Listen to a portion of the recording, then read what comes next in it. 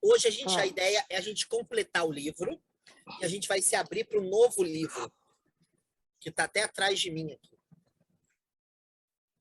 Caramba, acho que caiu, perdão. Onde é que está esse livro aqui? Espera aí.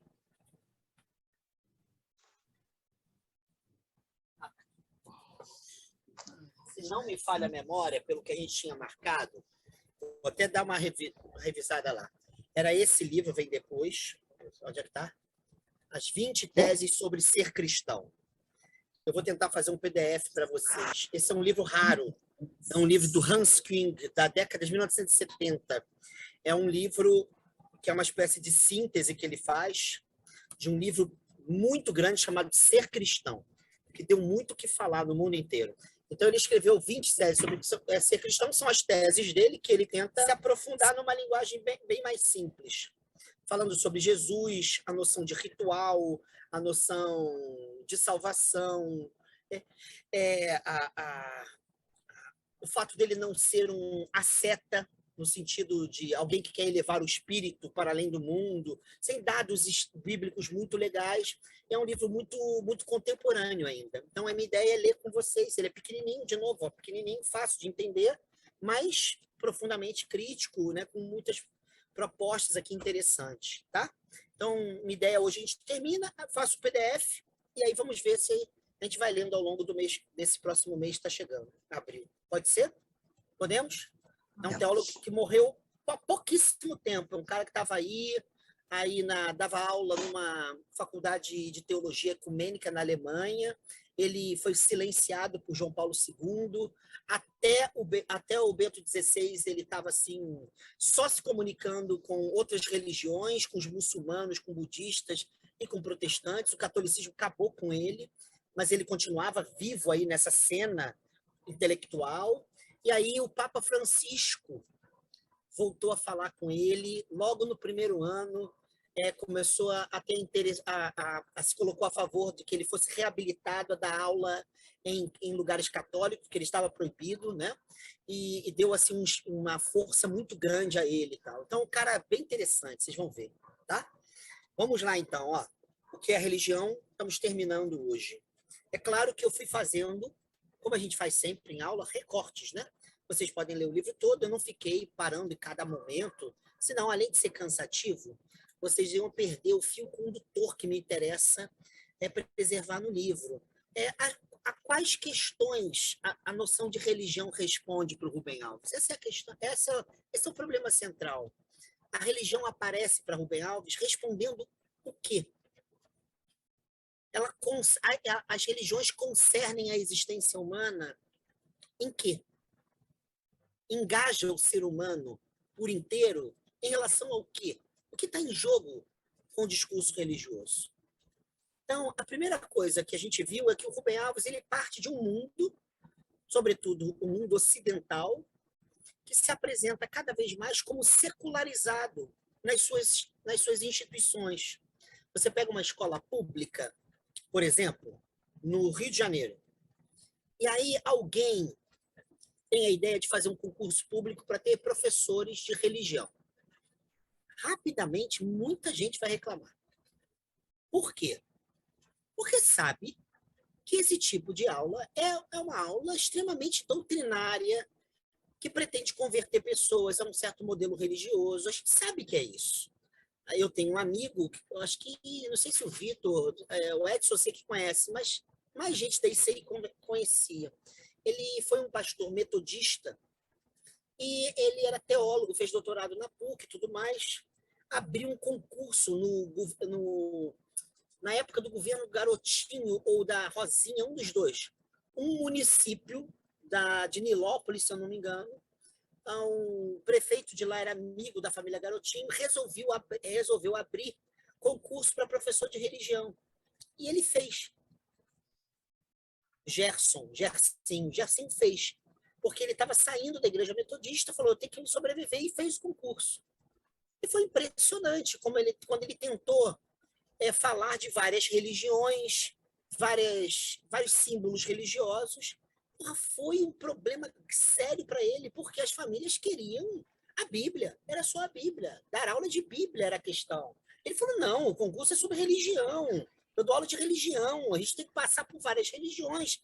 Tem temas que são temas ligados à religião, como intolerância religiosa, fundamentalismo, como é que a mulher ela é inserida em várias experiências religiosas distintas. Isso deu um problema para ele, porque as pessoas queriam aula de Bíblia, era isso. Os pais, as mães queriam. Então, até hoje, ele tem problemas. E é claro que agora ele meio que se adaptou, ele sabe fazer um pouco um jogo político.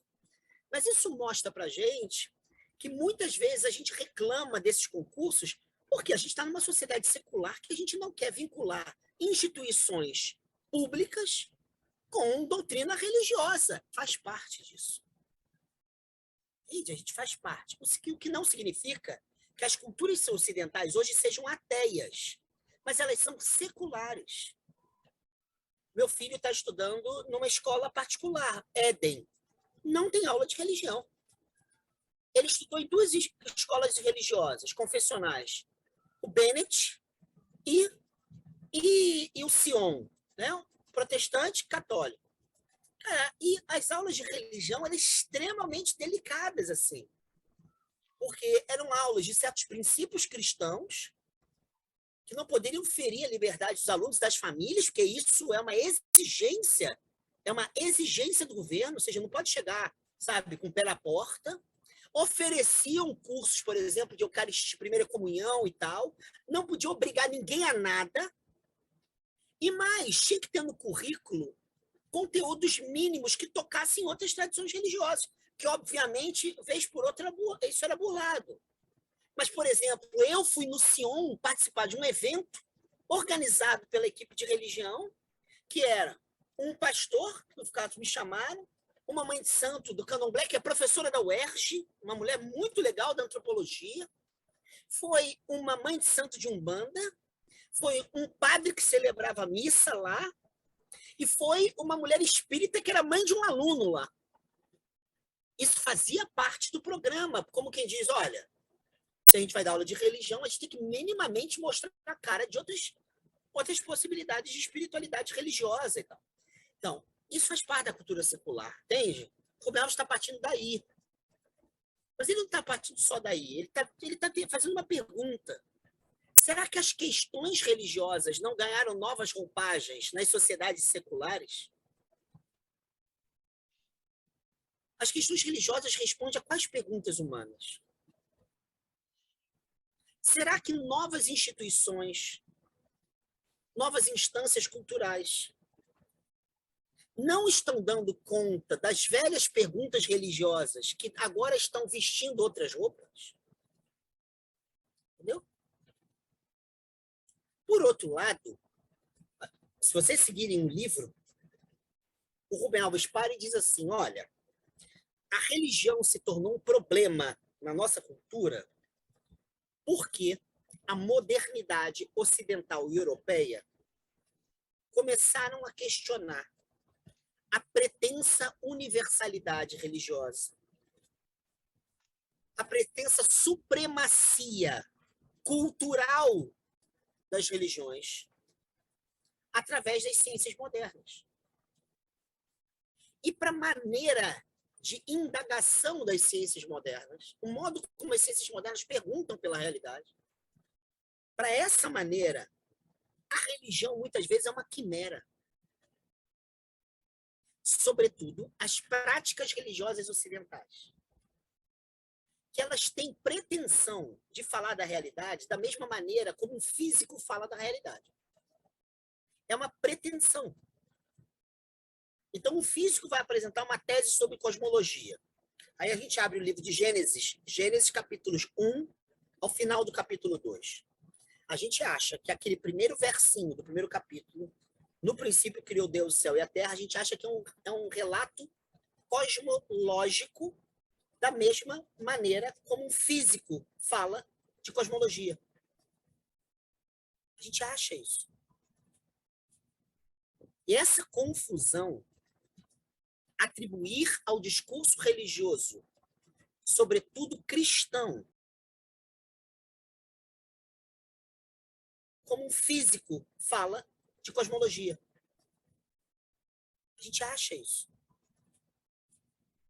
E essa confusão, atribuir ao discurso religioso, sobretudo cristão, uma pretensão de objetividade igual às ciências modernas, fez com que as ciências modernas solapassem os discursos religiosos. Claro, óbvio.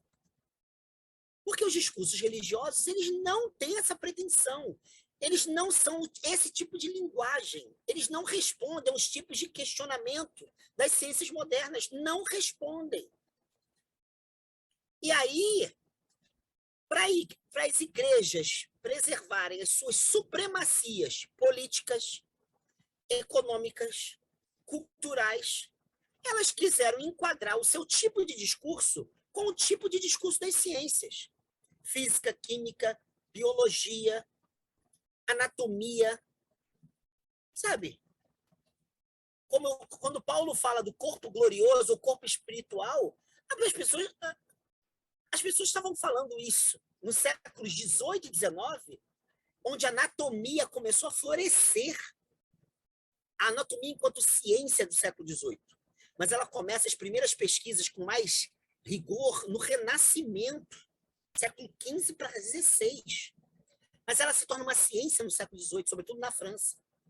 As pessoas achavam que o corpo na Bíblia era aquele corpo ali, que os cientistas estavam vendo, sabe? Estavam dissecando. Entende?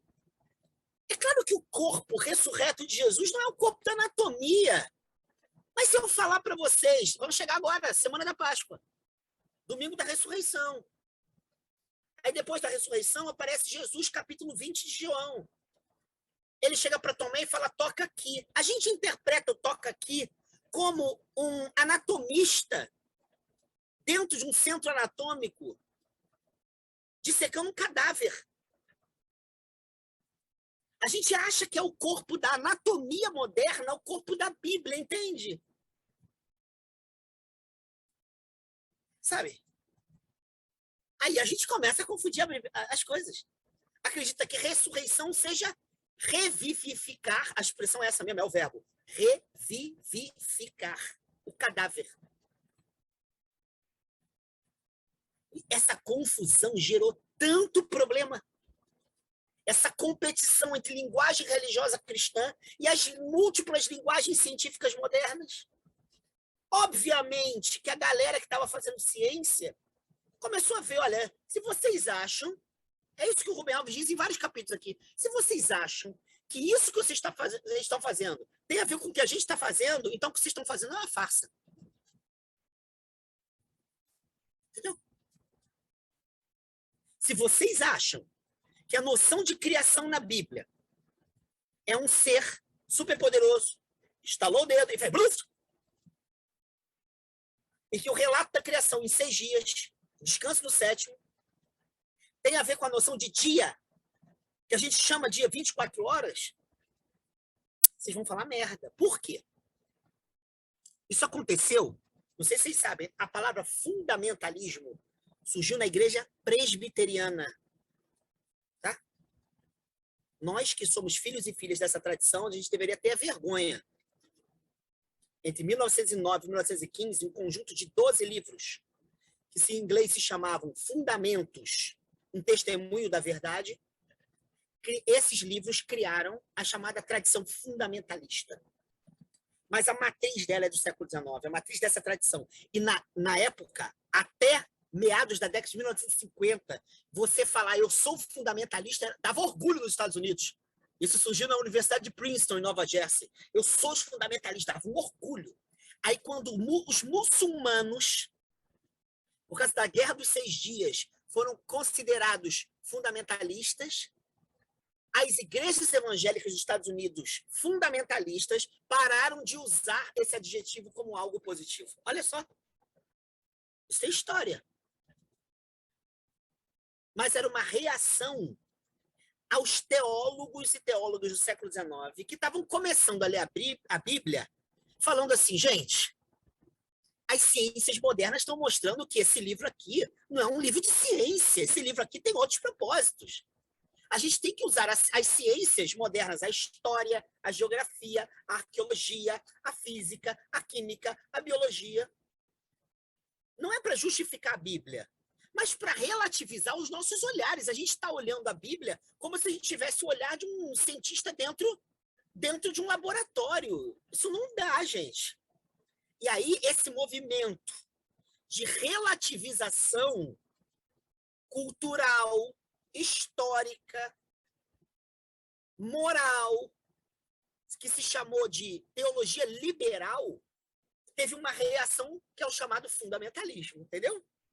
Há uma cena que eu quero contar, que diz tudo do que o Rubem Alves vai falar aqui. É uma cena real. Havia... Esse relato que eu estou falando tem um filme que retratou esse julgamento que eu vou dizer agora. Quando o pensamento darwinista começou a ser disseminado nos Estados Unidos, cientistas darwinistas eram presos em alguns estados dos Estados Unidos. Esse filme retrata uma história real, que é conhecida em vários livros tratam dessa história, de um cientista que ele é preso e que a ideia de criação era uma ideia oficial nesse estado dos Estados Unidos, que era do sul dos Estados Unidos, né? Que era escravocrata, diga-se de passagem, né? Então, era um estado fundamentalista no sentido atual do termo. Então, a doutrina da criação era considerada doutrina científica. O que o governo garotinho quis fazer nas escolas estaduais do Rio de Janeiro. Entendeu? Olha a cagada que a gente faz, achando que a Bíblia é livro de ciência. Não tem nenhuma ciência na Bíblia. Os fatos históricos não têm nada a ver com a ciência histórica. Então, nem tem nenhuma ciência no sentido moderno da palavra. É isso que o Rubem Alves vai questionar ao longo do livro. Aí o cientista foi preso. E no julgamento dele, a maior parte, a promotoria, a acusação, tinha uma gama de advogados. A defesa só tinha um advogado. James, não sei das contas. Esse cara que é importante. Esse cara era um protestante crítico, ele era um advogado, defendeu o cientista. Não é James Gray, é James... esqueci o nome desse cara. Daqui a pouco vem o nome dele, é um cara famoso. E essa história se tornou famosa por causa disso. Ele perguntou para o juiz se ele poderia chamar uma testemunha que era uma pessoa muito conhecida na cidade, que era um pastor que lia a Bíblia no sentido literal e acreditava que o sentido literal fosse confrontar as ciências modernas. E aí ele perguntou, o pastor estava na plateia e o pastor falou para o juiz que se colocava à disposição. E aí, olha o que eu vou contar, hein? O advogado de defesa começa a perguntar para ele, o senhor acredita que tudo que a Bíblia diz é dado de ciência? Ele fala, sim, acredito. Entendeu? Não é dado de fé, é dado de ciência. Acredito. O senhor acredita que Deus criou o mundo em 6 dias e descansou no 7º? Se está escrito, eu acredito. O que significa a palavra dia? Aí ele falou, dia são 24 horas, mas é uma relação. De que com o quê? Da Terra com o Sol. Mas é uma relação de um movimento. Aí ele falou, como é que é esse movimento? Da Terra girando em torno de si mesmo. Em relação ao Sol. Ah, é isso? É. Em que dia Deus criou o Sol e a estrela? O Sol e a Lua. Os luzeiros do céu, né? Como está lá. No 4º dia. Pergunta do advogado de defesa. Se não existia a Lua nos 3 dias anteriores, como é que houve a medida para contar 24 horas e medir o dia? Vou só falar o resultado. O pastor morreu. O pastor morreu. Primeiro, teve um colapso cardíaco, ele morreu no julgamento. E acabou que ele conseguiu absolver.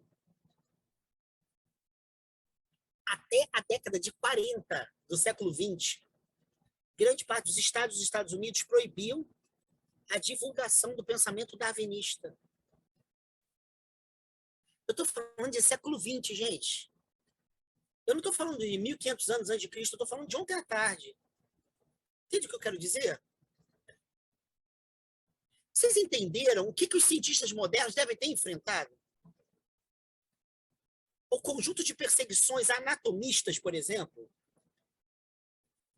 como que Copérnico, Kepler, todos se ferraram porque deixaram de falar da Bíblia e de Ptolomeu, um autor grego que o cristianismo achava que apoiava a Bíblia, e Aristóteles, posteriormente, e começaram a usar instrumentos de mensuração dos astros.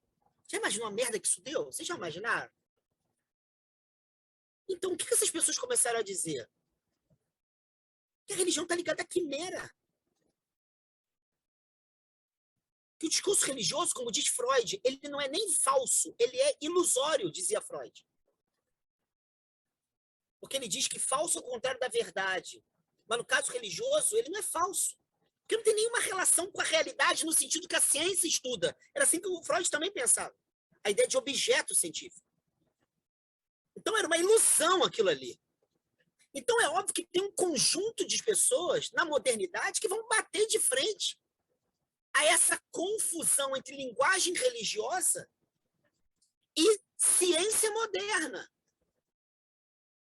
Entenderam?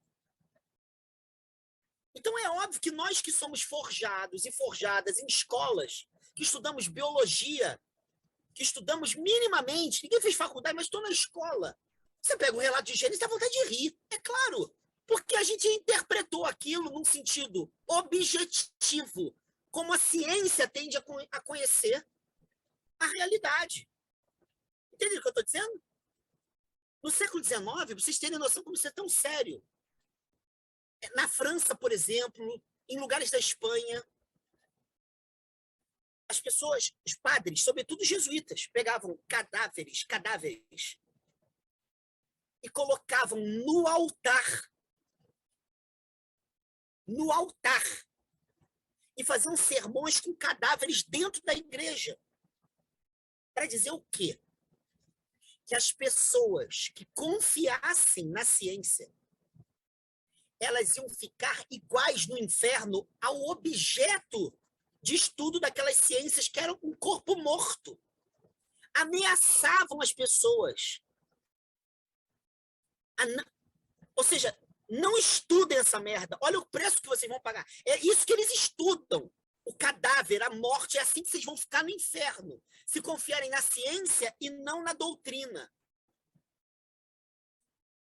Tem um autor chamado Jean Delumeau, um francês. Escreveu um livro só sobre o pecado e a culpa. Na história do cristianismo moderno até o século XIX. E os relatos que ele conta de amedrontamento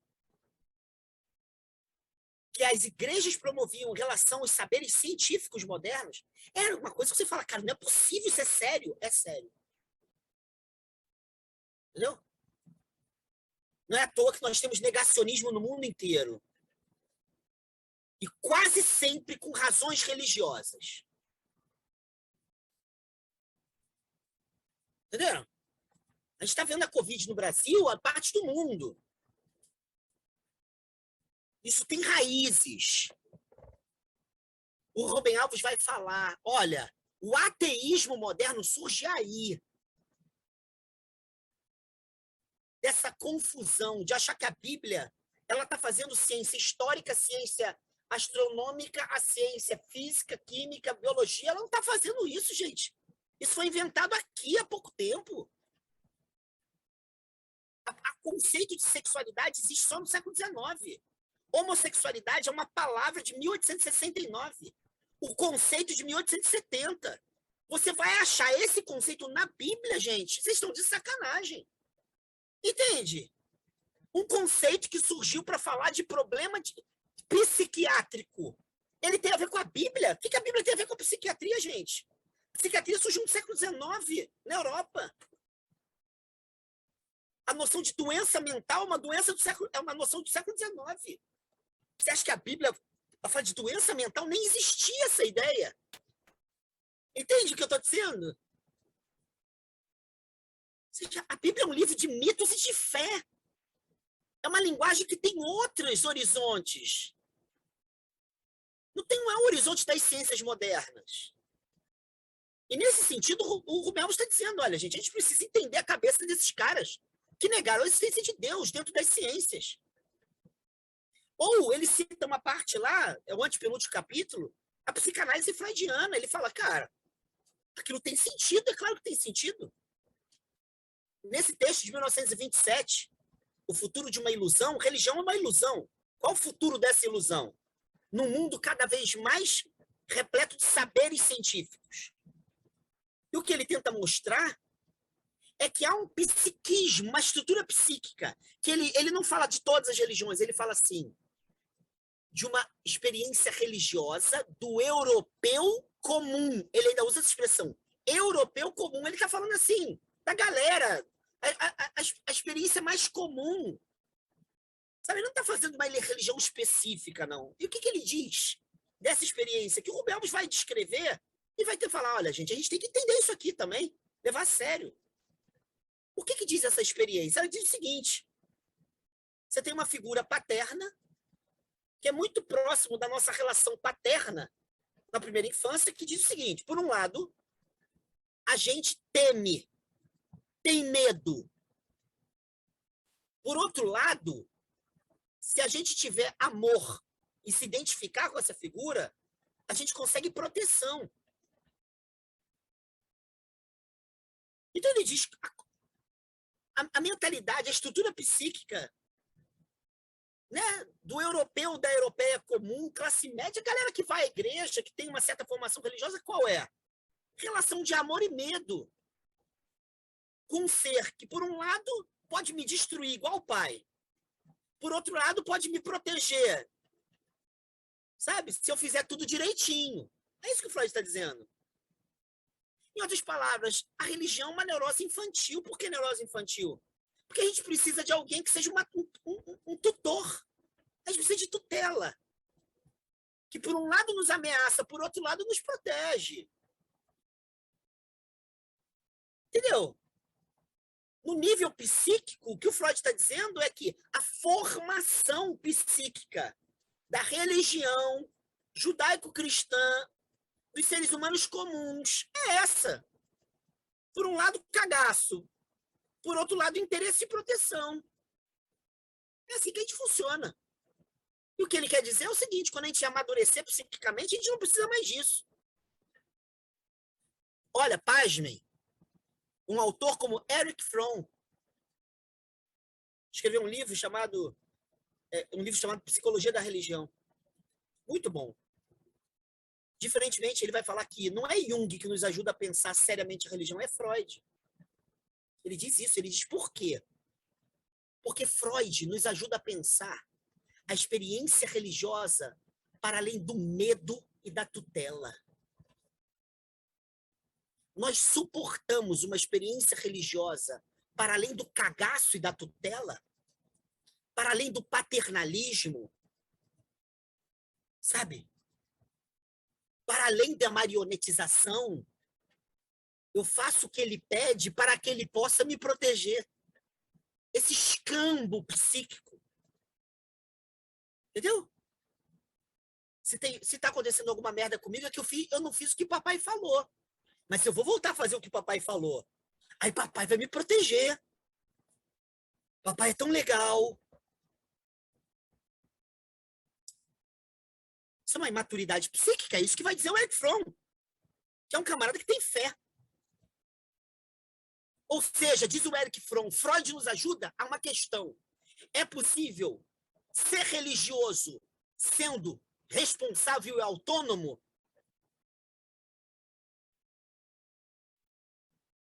Entendeu? É possível fé sem infantilização? É isso que o Erich Fromm está dizendo. E o Rubem Alves vai descrever isso para dizer, gente, Vamos entrar na cabeça do Freud. Como é que ele está pensando a religião? Ele tem motivos, cara. A religião é infantilizadora mesmo.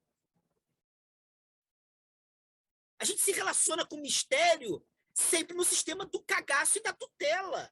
E sempre com jogos de interesses. A gente não se relaciona de maneira madura.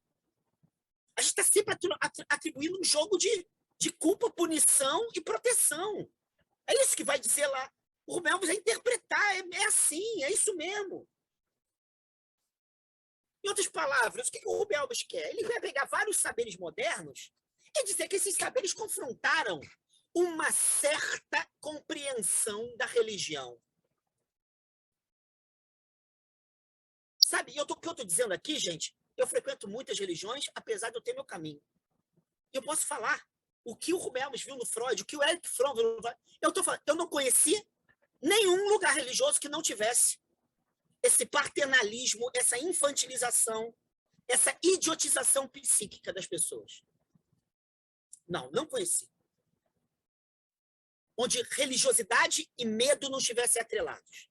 Religiosidade, proteção e bonança não tivessem atrelados. Religiosidade e culpabilidade não tivessem atrelados, entendeu? Eu não conheci. Conheci casos particulares. Mas eu não conheci, sabe, uma instituição cultural onde houvesse a desconstrução desses mecanismos infantis.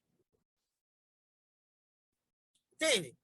Quando eu passei para o Bruno lá, um site para o qual eu trabalhei muitos anos, que era um site chamado, eu falei para vocês aqui, Amaivos, que as pessoas ficavam me mandando perguntas. O site tinha um representante das principais religiões, inclusive muçulmanos, inclusive ateus, humanistas ateus tinham lá uma parte. Então, tinha gente católica, tinha gente candomblé da Umbanda, para responder fiéis daquelas religiões, dúvidas e dar aconselhamentos. O meu outro computador, eu não consegui resgatar. Eu tinha gravado páginas e páginas e páginas de questionamentos de evangélicos para mim, sobretudo as mulheres evangélicas. É de uma infantilização, gente. É de uma imbecilização. Você fala, o Freud está certo. Isso é uma bengala, como dizia o Jonas. Entende? Você sabe que a palavra imbecil vem de báculos, que é bengala. É isso, é uma imbecilização. Todo mundo tem que ter uma bengala, cara. As questões eram tão ridículas, tão estúpidas, tão cheias de medo. Você falava, gente, cara, isso é uma criancinha de 3, 4 anos antes de dormir com medo do escuro. É isso mesmo, cara. E você vê isso em pessoas de várias idades, todo mundo adulto, cara. Era o garoto querendo saber, né? Eu contei isso para vocês, 16 anos, gostava de videogame, era de uma religião que tinha noção de arrebatamento. E se Jesus chegasse e visse ele jogando? Porque ele tinha que vigiar e orar. Porque Jesus tinha que arrebatá-lo quando ele estivesse vigiando e orando. E se ele estivesse jogando videogame, o que aconteceria com ele? Porque o pastor disse que ele tem que estar com plena atenção. Eu falei para ele, meu amigo, Jesus vai jogar antes com você e te leva. Vai jogar. Jesus gosta de jogar. Vocês estão pequenos, cara. É a garota que tinha problema com masturbação com 19 anos. Né? Eu contei para você essa história. Você fala, peraí, cara, isso é sério. O pastor disse que tinha um princípio na Bíblia que dizia que se ela se masturbasse, ela estaria feliz. Se ela estivesse satisfeita, Deus mandaria um homem para ela, um varão, na expressão lá, teológica. Ela estaria satisfeita e não reconheceria o varão que Deus mandou. E aí ela ainda disse assim, como você sabe, pastor, as oportunidades de Deus vêm da eternidade, não se repetem. Ou seja, ela vai perder a oportunidade, não tem mais um varão para satisfazê-la sexualmente. Aí eu perguntei, mas de onde que esse pastor tirou esses princípios? Qual o texto da Bíblia? Aí ele falou que o Espírito Santo revelou a ele. É babaquice que o Espírito Santo revela, sabe? É isso. É um conjunto de imbecilidades que o Espírito Santo adora falar. Ele adora falar. Imbecilidade. Entende? Aí eu tentando ajudar a menina a desconstruir isso, e no final ela disse para mim, não, já estou me masturbando, pastor. mas sem pensar em sexo. Porque, sei lá, se masturbasse pensando em sexo, aí eu falei, cara, até hoje, não conheci ninguém se masturbando lendo livro de receitas da Ana Maria Braga. Entendeu? Ela nunca mais falou comigo. Porque isso é muito sério, né? Você tem que se masturbar, mas você não pode, tem que estar pensando em quê? Na desindexação da economia brasileira. Mas se masturbando lá embaixo. Caramba, quanto foi o superávit primário desse ano? Sabe, você tem que estar preocupadíssimo com isso, né? Porque se você estiver pensando, não, eu estou transando com a pessoa que eu quero, vem a retaliação, o papai vai ficar malvadão. Vai dar um castigão. Entende o que eu estou dizendo? Eu respondi 1 bilhão de questões dessas. Chegou um momento que eu não aguentei mais. Eu não tinha nem mais tempo. Sabe, qual é o texto bíblico contra o onanismo? Nenhum. Eu respondi pro garoto. Onan não tem nada a ver com onanismo. Onan tem a ver com a lei do levirato. Não quis transar com a esposa do seu irmão que havia morrido, porque não quis deixar os bens do irmão para a esposa. Porque se ele tivesse um filho, ele pegava os bens. A esposa pegava os bens do irmão. Ele queria pegar os bens do irmão dele e não deixar para a esposa. Então, quando ele ia. É o famoso coito interrompido. Quando ele ia ejacular, ele tirava. Mas isso é um problema econômico, não um problema sexual, entendeu? O que tem a ver isso com uma punheta? Essa é a minha pergunta. Desculpa que está gravando. Mas essa é a pergunta que eu quero fazer. Entende? É a teologia da punheta. O que isso tem a ver com a punheta? É a minha pergunta. Mas se mesmo que se tivesse, gente, essa vai ser a questão do Rubem Alves. Como que a gente, sabe, lê um livro religioso de joelhos com essa, com essa e com essa pequenez que o Freud está colocando? Pensando num tutorzinho que a gente teme e ama e fazendo uma negociata na vida. Olha, esse texto diz isso aqui, eu vou fazer, tá? Mas aí você também faz isso por mim, tá bom, Deus? Eu fiz para você, tá bom? Entende? Então, o Rubem Alves ele descreve tudo isso para falar, gente, olha, esse é por isso que tem tanta crítica à religião. É achar que a gente está fazendo ciência ao ler a Bíblia. Aí um pastor vai lá e diz que a Covid tem vírus HIV. Sabe, na vacina. Porque a leitura da Bíblia dele disse isso. Eu nunca soube que na Bíblia tinha vacina, primeira coisa. Segunda coisa, que tinha Covid e que tinha HIV. 3 coisas que eu não me lembro. Assim, já li algumas vezes, eu não me lembro. Mas ele conseguiu e as pessoas aplaudiram, cara. Entendeu? Então é óbvio que tem muito sentido as críticas científicas, ateias, psicanalistas à religiosidade. Claro que tem. Entenderam? Tem muito sentido isso. Não acreditar em Deus nesse sentido é uma libertação, gente. Desculpa. Como disse Paul Tillich disse isso. O ateísmo é um momento da fé responsável. Negar deuses que nos alienam. Negar Deus, ele não fala Deus, ele fala ídolos. Ele diz que uma fé, para ser verdadeira, tem que passar pelo esmeril dos ateísmos. Tem que passar, ele está certo. A gente tem que ser profundamente ateu e ateia. Para a gente se responsabilizar por uma fé plena, que nos onere, que nos faça responder pelos nossos passos, que nos faça autônomos e autônomas, que nos faça decidir, que nos faça saber sofrer, que nos faça saber amar, para que a gente pare de ficar com esse joguinho de culpabilização. Né? Culpabilizo o diabo por um lado, culpabilizo Deus por um castigo que eu sofri, porque eu devo ter feito merda para ele. Esse joguinho não serve para nada. Entende? Então o Rubem Alves ele vai levar a sério isso. Então, a partir de tantos questionamentos, de tantas vozes contrárias e a favor da religião, como é que o Rubem Alves se posiciona? Entenderam? Entenderam o que eu quero dizer? A gente não pode enfrentar a experiência religiosa em 2022 sem levar a sério todas essas críticas. que o cristianismo é racista, não tem como negar. Mas falar que Jesus não foi racista, não tem palavra racismo na Bíblia, para que a gente não trabalhe o racismo, entendeu? Que é o que a galera geralmente faz. Não vou tocar nisso, porque todo mundo é igual diante de Deus. Ah, é? Mas é todo mundo diferente entre si? Ah, então Deus, ele quer que todo mundo seja igual para ele. Mas injustos uns para os outros? Você está maluco? Entende? Então, não enfrentar criticamente a experiência religiosa é um desserviço à fé. Nós estamos demorando 2 milênios para falar de relações homeróticas.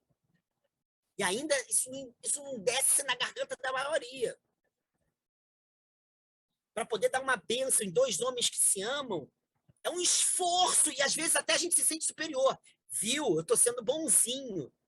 Cara, se a gente não ouvir a galera que estuda isso, a galera que critica a Bíblia pelo uso homofóbico, transfóbico, lesbofóbico, se a gente não ouvir isso, e se a gente não olhar para esses textos e falar, esses textos são problemáticos, a gente não pode engoli-los assim, está escrito. Tem muito lixo na Bíblia em relação à menstruação da mulher. Tudo que a Bíblia fala é uma merda. Me desculpa. Aquilo é misógino. A mulher não tem que ficar trancada num quarto até 6 horas da noite. E se tocar na parede, ela tem que ficar presa dias, porque ela está menstruada. Gente, a gente está falando da Bíblia. E diz lá que é o Senhor que disse isso. Peraí. Depois das lutas feministas, depois da pílula dos anticoncepcionais, meados da década de 1960, a gente pensar o corpo feminino através disso, sem que a gente tenha uma relação crítica. Entende? Ou seja, o Rubem Alves ele não trata da religião sem se confrontar com as críticas desconstrutivas da experiência religiosa. Ele enfrenta. Entenderam? Como diz o Kardec, uma fé só é grande se sai do confronto da razão, preservando sua grandeza. Tem que confrontar os conhecimentos. Ou, como disse o Dalai Lama, se a doutrina diz uma coisa e muitos saberes atuais mostram diferente, e essa diferença contribui para a nossa felicidade, abandonemos as nossas doutrinas. Dalai Lama diz isso. O que eu quero dizer com isso? É que a gente não pode ir à Bíblia dizendo, mas está escrito, né? Está escrito. Que Deus é vingativo, está escrito na Bíblia. Está escrito também que ele é amor. Falam sobre a misericórdia de Deus também. E que a virtude da hospitalidade agrada o coração de Deus. Tudo está na Bíblia, sabe? Mas a gente gosta de cantar músicas que falem que Deus amaldiçoa, que ele é vingativo, a gente adora. Aí qual é o nosso argumento? Mas tá lá. Por que não canta, então, a menstruação da mulher? Vamos cantar, fazer uma música? Mulher menstruada, não saia do quarto. Hein? Maravilhoso isso, cara. Vamos cantar a menstruação da mulher. Mas vamos cantar também que Deus está na Bíblia. Ele diz que se um homem não tem barba, Euricão está sem barba. Eu ainda estou com um pouquinho aqui, hein? Roberval também não. Eu tenho que denunciar os dois, levá-los em praça pública para todo mundo apedrejá-los. Deus quis assim, gente. E se a gente comer crustáceo, a gente deve morrer também, tá bom? Acabou essa brincadeira de gostar de camarão, cara. Vamos parar com essa bobeira. Foi uma festa, um casamento. Tem um camarão, já tem que matar a pessoa que comeu, hein? Vamos fazer uma música em relação ao camarão? Entendeu? Por que a gente não faz? A gente seleciona, né? Mas a nossa seletividade tem que ser crítica. Não tem que ser uma mera questão de gosto. Eu gosto que Deus seja vingativo, mas eu não gosto que ele não goste da menstruação. Entendeu? Rubem Alves é isso. Esse livro aqui, que é escrito para o grande público, ele tem esse espírito.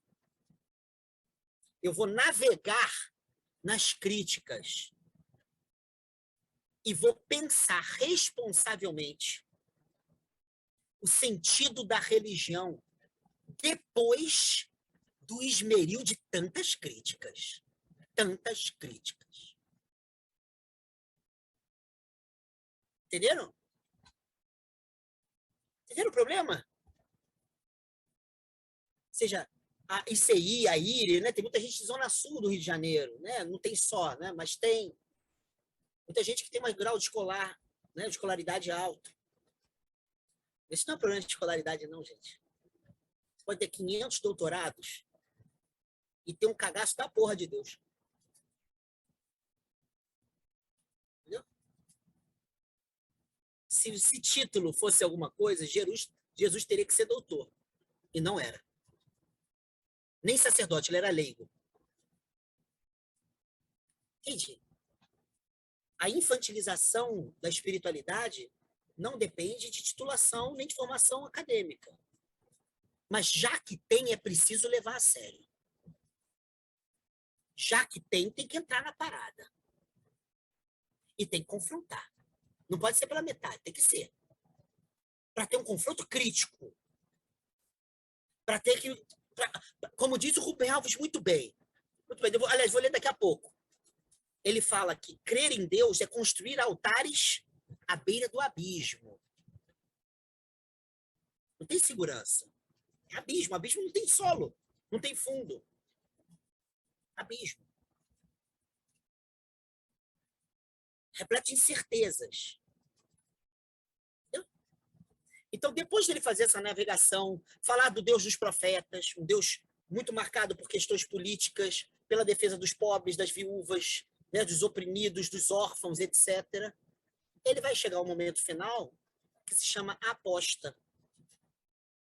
E vai falar, fizemos um percurso longo, confrontamos sociólogos, psicanalistas, cientistas, fizemos um percurso longo. E aí? Sobrou o quê? Isso. E aí? Uma coisa é certa, religião não é ciência. Mas uma outra coisa também é importante. Religião não é necessariamente imaturidade psíquica. Como diz o Erich Fromm, nesse livro que eu citei. Aliás, a gente podia ter sugerido a gente ler esse livro, hein? Esse livro é pequeno e bom pra cacete, hein? Psicologia da religião. Putz, não, psicanálise e religião, perdão. Psicologia da religião é outra coisa. A gente poderia ler esse livro, hein, cara? Esse livro é maravilhoso. Vamos ver se a gente pode ler mais pra frente, tá? Porque ele navega numa galera e ele vai falar isso, exatamente o que está orientando o Rubem Alves. Se você pegar um Francisco de Assis, um Martin Luther King, uma Madre Teresa de Calcutá, uma Teresa de Jesus, um Martinho Lutero, essa galera não é essa ralé que a gente está falando, não. O Buda Shakyamuni, a mãe menininha do Gantuá no Brasil, essa mulher é foda, eu conheci muita gente que conheceu ela. Essa mulher é realmente impressionante. A irmã Dulce, Santa Dulce dos Pobres, o próprio Jonas Rezende, que vivia uma tensão contínua, sabe? Uma tensão contínua. Eu estou falando isso porque ele me falava, a gente conversava sobre isso. Uma tensão entre o conhecimento dele, entre os estudos dele e a tradição que ele recebeu, aquela dogmática, aqueles cânticos. Né? A Rosana aqui de casa, ela um dia estava conversando comigo que ela foi participar de alguma coisa que o Jonas ia falar, não sei se era um sermão, uma palestra e tal. Eu acho que era uma palestra do Jonas, e o Jonas ia falar sobre religião. E o Jonas fala o seguinte, ele fala o seguinte, a religião é uma bengala para pés e pernas enfraquecidos. Aí ele diz, mas tem gente que encontra apoio, abandona a bengala e continua a andar. Tem gente que fica com a bengala até o fim. Aí ele diz, eu às vezes tento abrir mão das bengalas, sinto minhas fraquezas pego de novo. Crio coragem, deixo de lado. Ele estava falando dele, ele estava sendo sincero, é isso mesmo. É difícil andar sem bengalas. Entende? Mas ele tinha coragem de abandoná-la várias vezes. Né? Aquele poema dele chamado Credo, que a primeira versão é de 1986, né? No meu livro lá, Poeta da Fé, eu peguei o rascunho desse poema. E que depois, em 2007, 2006, eu acho, não, 7, ele publica com grande já, 2 páginas cheias de texto. Né? E toda estrofe ele fala, eu sei que te amo mais. E aí ele fala, eu cuspo nas Bíblias, nas vestes sagradas e nos rituais.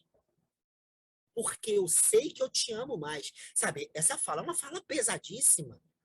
Eu desconstruo certos objetos religiosos que geram apego, infantilização, mas eu sei que eu te amo mais. Então é um poema, para mim, eu falava para ele que era o poema mais importante que ele escreveu para mim. Ele tem outros bonitos, tem um chamado Utopia, que é lindo, mas esse era muito forte, porque é alguém que quer desconstruir, mas ao mesmo tempo está dizendo, eu te amo mais. Eu sei que eu te amo mais. E eu sei que eu estou negando, rejeitando, porque eu te amo mais. E aí no final ele diz, jamais te chamarei de modo servil de Senhor. E aí ele diz que agora, livre, eu sei que eu te amo mais. Ou seja, eu não quero bengala e nem me rastejar porque eu me relaciono contigo. Você é o Jonas, cara. Então é óbvio que existem experiências religiosas que não se reduzem à infantilização e que não querem competir com a linguagem científica moderna. Claro que existe. Então o Rubem Alves ele também faz uma crítica ao oposto. É o dogmatismo. Então tudo que é religioso é uma merda. Ué, peraí, e do Helder Câmara? Entendeu? Peraí, você está falando de quem? Você está falando de mais de um absoluto? Você está criando mais um ídolo? Só que agora um ídolo ateísta, um ídolo iconoclasta? Peraí, gente, você está falando de quem? Então o Rubem Alves ele soube pesar. A gente tem que entrar nas críticas da religião e tem que saber o que elas são. E tem que saber que elas são pertinentes. Entretanto, a gente não pode esgotar a nossa experiência religiosa nessas críticas, é óbvio que não. Claro? O que nasce daí? Que sentido afirmativo nasce depois de tudo isso? Entendem? Que sentido? Como é possível agora falar da experiência religiosa sem dizer que ela é uma pura merda, não serve para nada, nada faz sentido? Ou sem querer, não, olha, o mundo tá uma merda, é melhor a gente voltar lá à Idade Média. Esses saudosismos que muita gente tem. Né? Tem gente que acha que consegue ter uma fé protestante igual ao do século XVI de Lutero, né? As pessoas acreditam nisso. Mas elas estão em 2022. Então, eu acho que elas vão lá atrás e elas vão ser, os verdadeiros protestantes, né? Tem gente que acha que vai ler o Atos dos Apóstolos e ele vai estar no século I. As pessoas estão de sacanagem, né? A questão é como sair desses extremos. Dizer que nada, então, vale a pena, só as ciências e esses saberes são verdadeiros. Dizer, então, já que esse mundo está uma merda, inclusive por causa da ciência, da técnica e tal, então vamos voltar lá, e lá está nosso paraíso perdido. Quando o Brasil, né, quando tinha ordem, tudo era melhor, tudo, claro, com certeza. Andar de Brasília na década de 1970, variante, na década de 1980, era maravilhoso. O governo militar era excelente. Comer balinha soft e morrer engasgada era, a melhor coisa do mundo, né, cara? Quem é que não quer voltar à década de 1980? O Brasil era espetacular. A educação que era só para uma elite e hoje tem escola pública. Garantida constitucionalmente, era muito mais maravilhoso na década de 1940. Vocês sabem disso, né? Vocês sabem que era. Na verdade. Então as pessoas vivem nesses saudosismos. E aí botam a religião ali. Quando o Brasil era um país católico, antes de 1888, você vê se tinha essa desordem aí. As pessoas querem voltar à monarquia católica. Entendeu? Quando o Brasil tinha que ser católico, oficialmente católico. Entendeu? As pessoas... Então, o Rubem Alves está falando como sair disso. Como? Resposta do Rubem Alves, para a gente já completar. Experiência religiosa, ela é risco, por um lado. Risco. Não é asseguramento. Não é certeza. Não é bengala. Acabou. Por outro lado, ela é a aposta de que a vida pode ter sentido. E que os saberes científicos só nos apresentam um universo frio, de dados numéricos, de fórmulas. A experiência religiosa esquenta a nossa relação com a vida e o mundo. Permitem que a gente aposte que a vida vale a pena. E por isso, o problema religioso não é se uma doutrina é certa e outra não. Não é se a vida após a morte, não. É que se eu souber lidar com a morte, porque faz sentido viver e morrer, através de símbolos, de linguagens, de orações, de cânticos, de ritos, de danças, de corpos possuídos, transfigurados, se fizer sentido, eu aposto por inteiro a minha vida na vida. E por isso eu experimento o sagrado.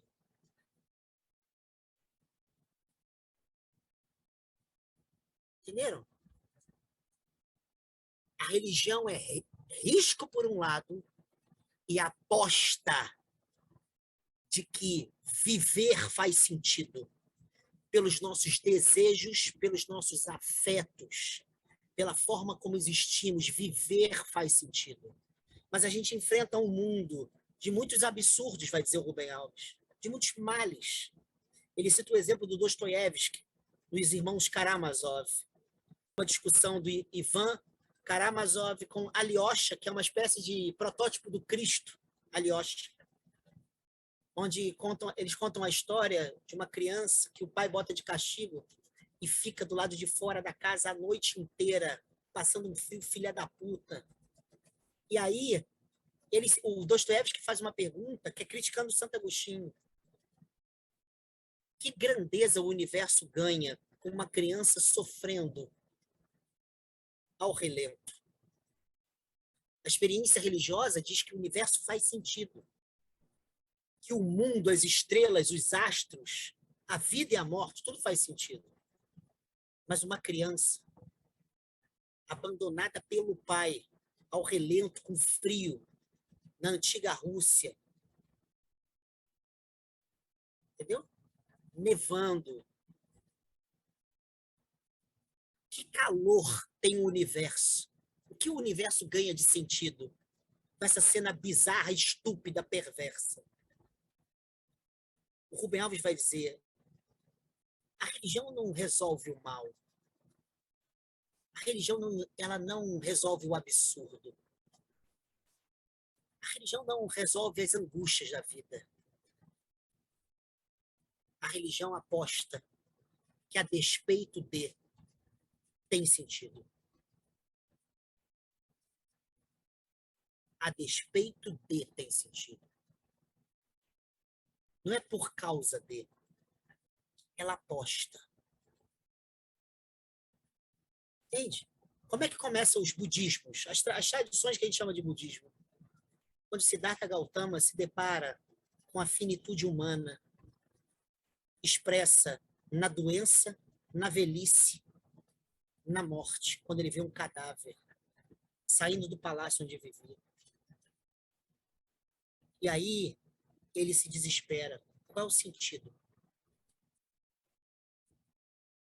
Todo o caminho dele é para apostar num sentido, sabendo que o sofrimento nos atravessa de ponta a ponta. E aí?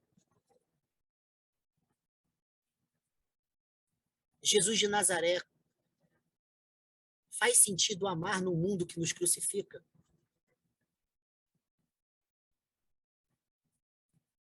Faz sentido? Como a gente teima em amar no mundo que crucifica quem ama, que trai, que abandona, que nega. Viram?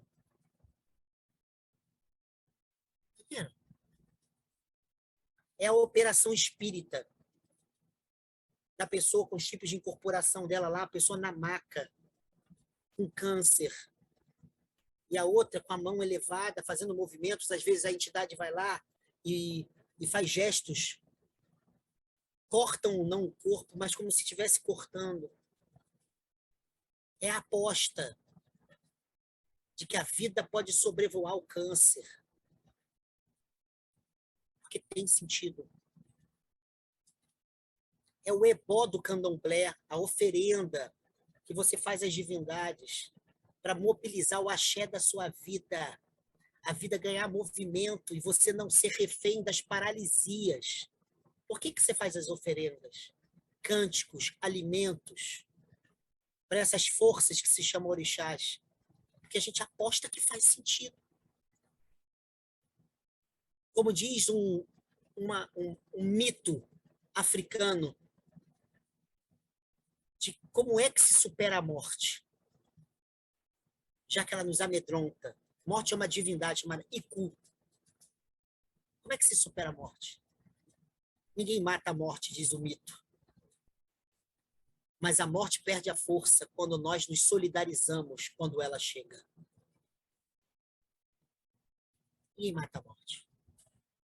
Mas ela deixa de ser terrível quando a gente cuida um do outro, quando ela se aproxima. É isso que diz o mito. Eu não vou contar aqui, mas é isso que diz o mito. Por que contam esse mito? Para que a gente ouse amar, ainda que a morte chegue. Entende? Então, o Rubel está dizendo é isso. A experiência religiosa, ela não quer competir com ciência. Ela não quer resolver o problema dos abismos da vida, das crises da vida, dos dilemas da vida, como se a gente fosse uma marionete de um poder superior que resolve a gente, paga as nossas contas, trabalha no nosso lugar, e a gente fica em berço esplêndido fazendo merda nenhuma. A experiência religiosa não tira da vida suas feridas, inclusive injustiças. A maior parte dos profetas morreu assassinado. Vamos lembrar disso, tá? Quase nenhum profeta sobreviveu à sua própria causa. A injustiça venceu os profetas, ainda que eles tivessem apostado na justiça. Martin Luther King morreu assassinado. Malcolm X morreu assassinado.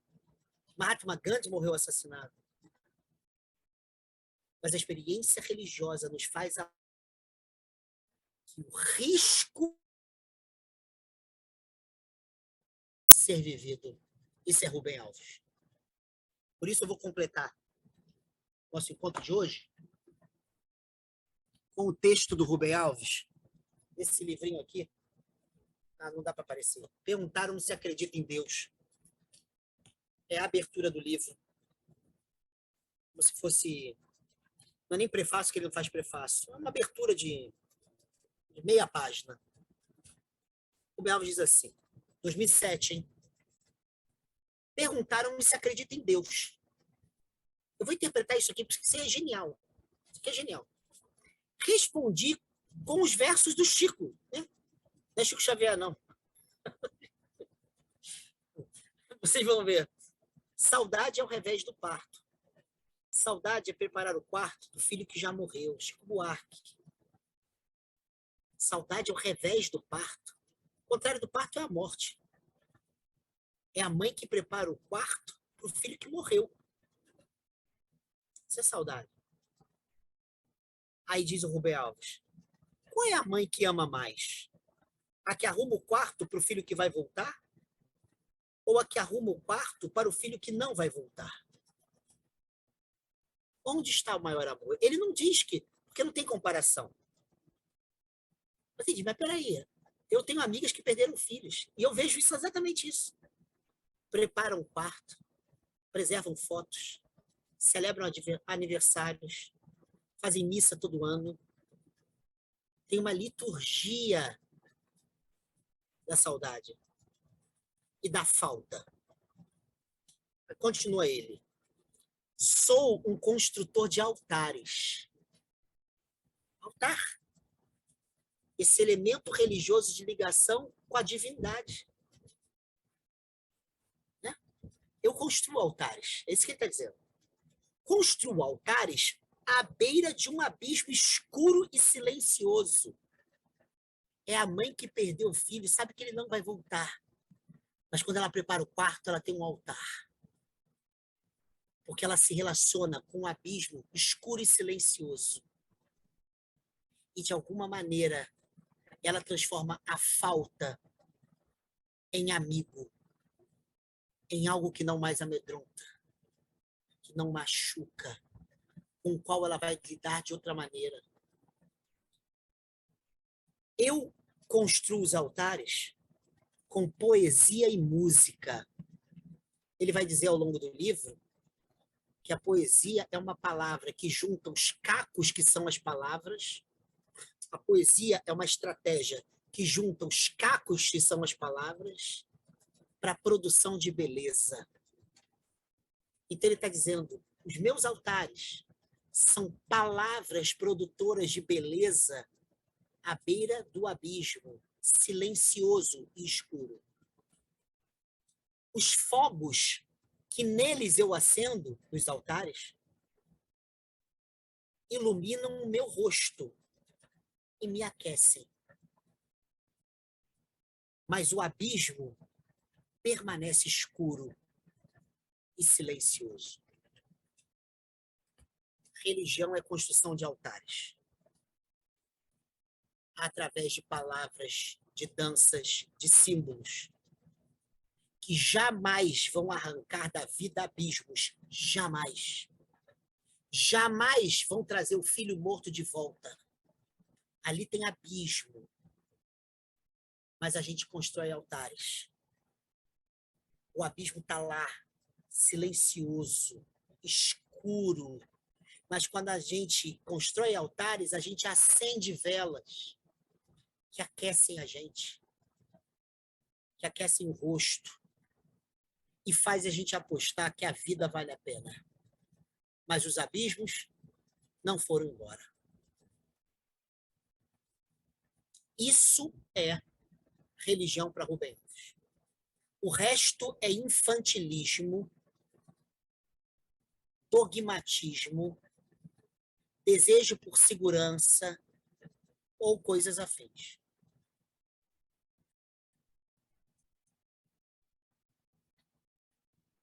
Legal?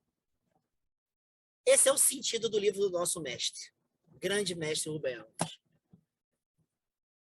Vamos lá, gente, o que vocês querem aí? Temos tempo aí para discutir. Oi. Fala, Lucinha. Tá.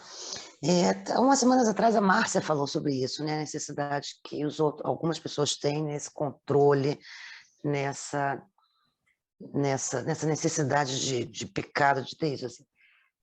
O que a gente vê, ou o que eu vejo as pessoas não querem ter experiências religiosas. Elas não querem construir altares, elas querem normas, dogmas, doutrinas. Isso é o que as pessoas querem, porque é isso que elas precisam. E construir altares dá muito trabalho. Né? Construir altares causa cansaço físico, emocional.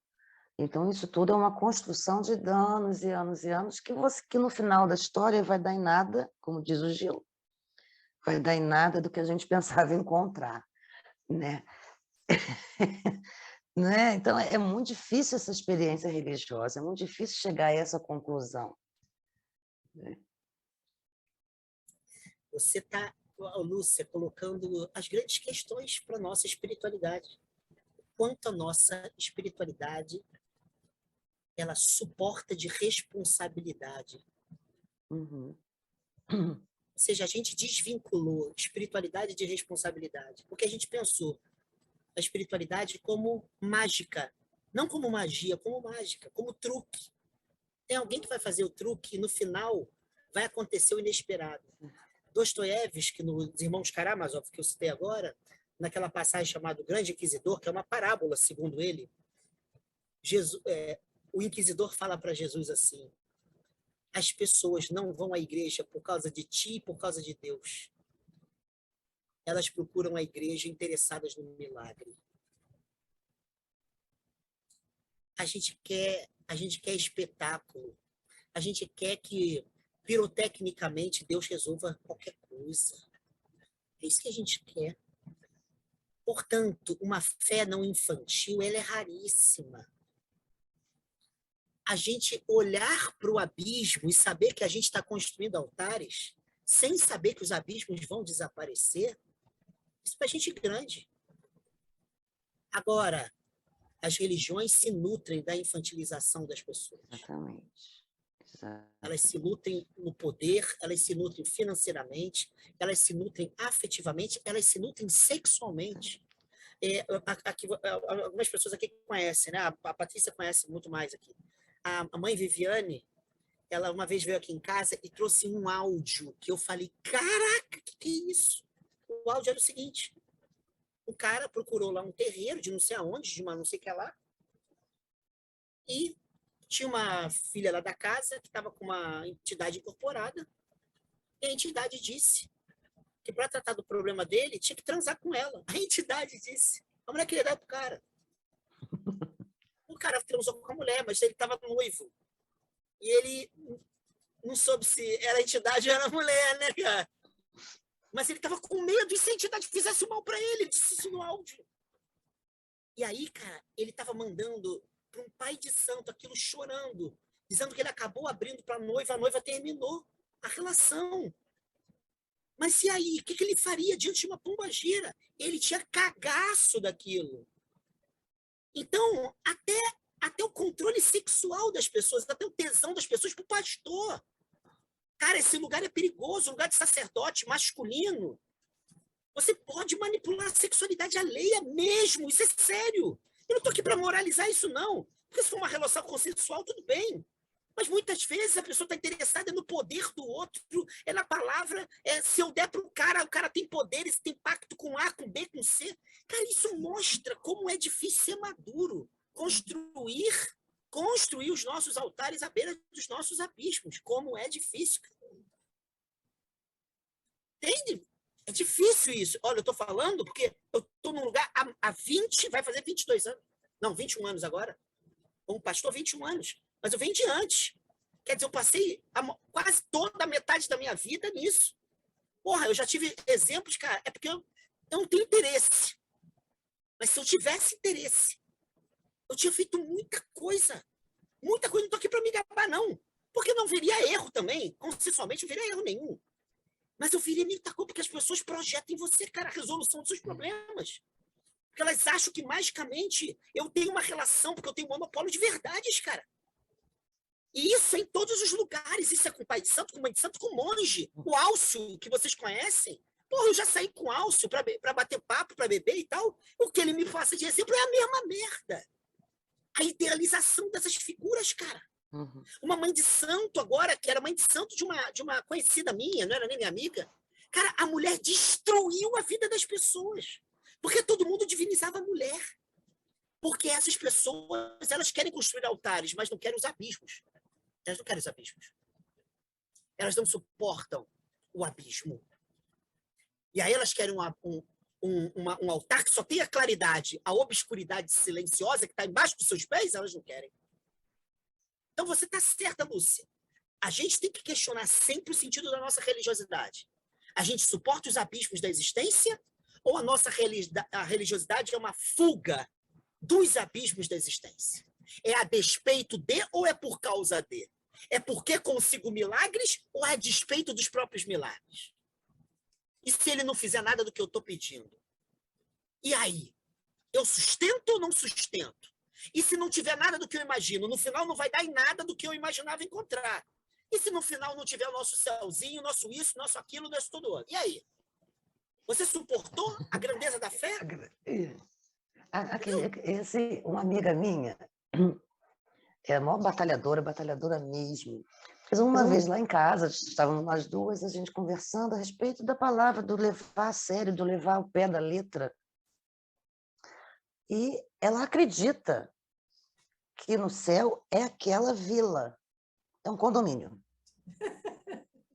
Exatamente, é um condomínio. Eu falei, mas como é que você imagina isso? Não, é exatamente como está ali. Eu falei, ouro, rua de ouro. Eu falei, e Sônia, me diz uma coisa, quem levou os tijolos? Quando eu perguntei isso, ela ficou olhando para minha cara. Eu falei, quem levou os tijolos? Quem levou o cimento? Porque acredita ou usa altares construídos pelos outros. Porque construir o próprio altar dá trabalho e gera medo.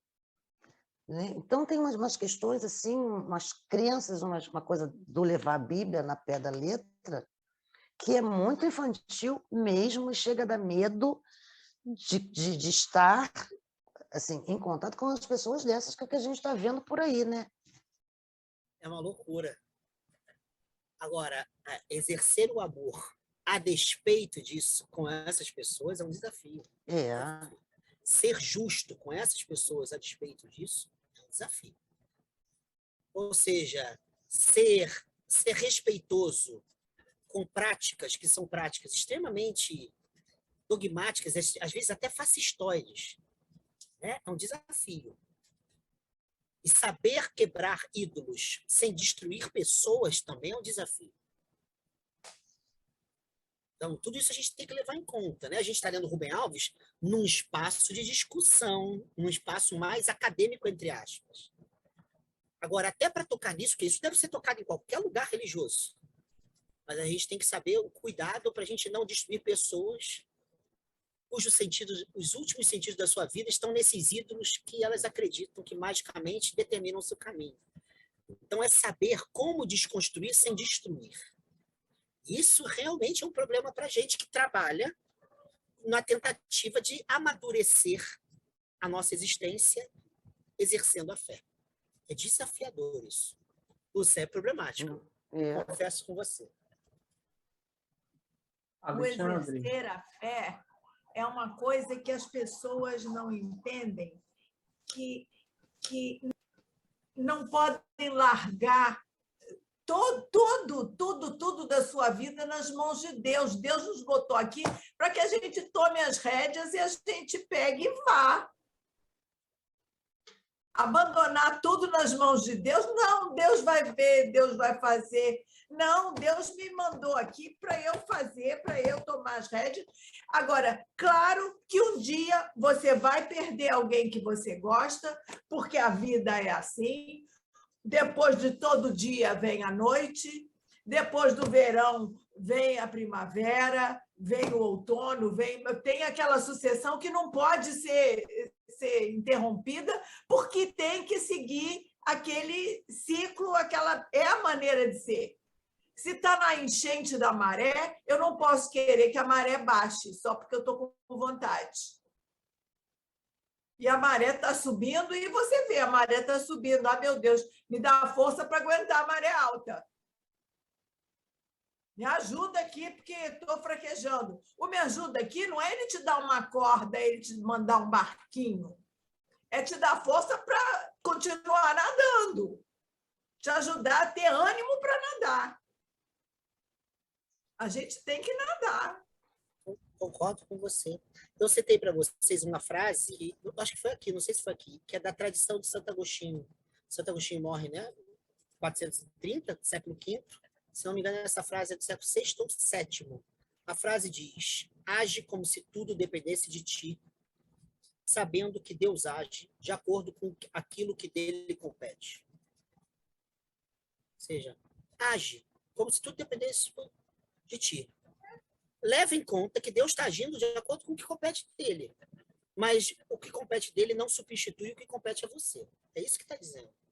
Ou como diz Santo Agostinho, a graça não suplanta a natureza. Significa o seguinte, que a graça de Deus não substitui a responsabilidade humana pelos seus atos.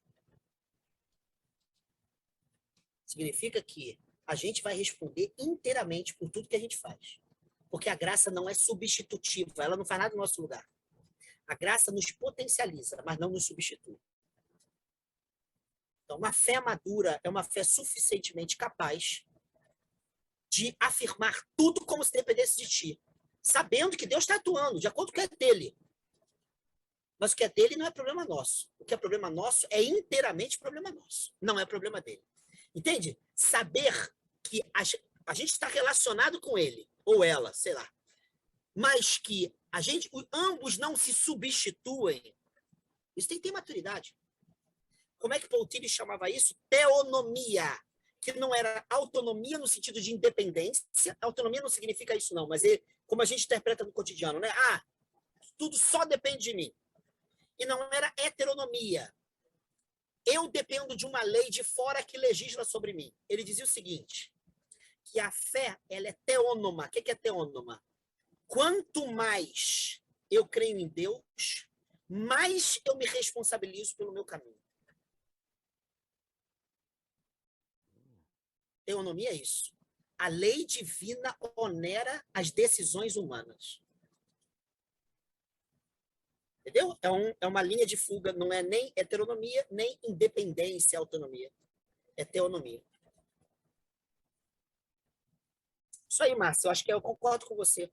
Temos de repensar o ônus do verbo crer. Ônus. Sem infantilismos. Ainda que sejamos vulneráveis em muitos momentos, sem infantilismos. Então, reconhecer a vulnerabilidade não significa se tornar um bebê. Significa responder pela vulnerabilidade. Responder pelo pedido de auxílio, pelo pedido de cuidado, mas sem infantilismo. É outra questão. Ô, Berval, você ia falar, meu amigo? Então, eu queria aproveitar essa sua fala. Eu percebo, assim, na minha caminhada de fé, que as pessoas buscam, né, se aproximar dos seus deuses nessa tentativa de ter um escudo de proteção. Então, assim, elas até reconhecem que nós somos frágeis e vulneráveis, mas elas não buscam se relacionar com o seu sagrado numa relação de crescimento, de travessia, como a Márcia falou, compreendendo o que é o ser humano e o que é a nossa natureza, por exemplo, como as estações do ano, até chegar no momento do inverno, que seria a velhice e esse salto para esse mistério, vamos dizer assim. Então, nosso cotidiano religioso, é muito presente essa linguagem buscando essa proteção. Ore por mim, porque eu estou doente. Ore por mim para Deus me proteger. Que bom que Deus me protegeu. Aí você começa... É muito infantil essa linguagem. Então, assim, Deus protegeu você e não protegeu o outro. Por quê? Que Deus é esse, né? Que cura um do câncer e não cura o outro do câncer. Então, vamos lá, não está certo não isso. Então, isso me incomoda muito, porque as pessoas não querem amadurecer que, independente dessa relação de fé que elas buscam com seu sagrado, a gente vai passar por essas adversidades, que é da travessia da existência humana. E aí você já nos ensinou brilhantemente que é muito importante a gente soltar aquela vontade que a gente quer controlar a vida e tudo está na minha mão e a gente tem que se abrir para a impermanência da vida. É muito profunda essa fala que você trouxe para a gente no semestre passado. Isso daí tem que estar aqui direto, eu internalizando isso, porque a gente não vai ter controle de nada. É tudo muito frágil, é tudo... E aí vem, vamos dizer assim, o convite a viver uma espiritualidade leve e bela, que você vai sendo guiado por esse vento do Espírito numa leveza nesse caminhar. E não querer controlar tudo. Não, nada pode sair do meu controle, o meu carro não pode quebrar, nada pode acontecer errado. Não. Então, assim, é um jogo muito difícil, porque também, me desculpe me alongar muito, porque você trouxe muitas questões densas, que aí merecia muito mais tempo para se discutir. Isso é muito barrinha pesada. Então, assim,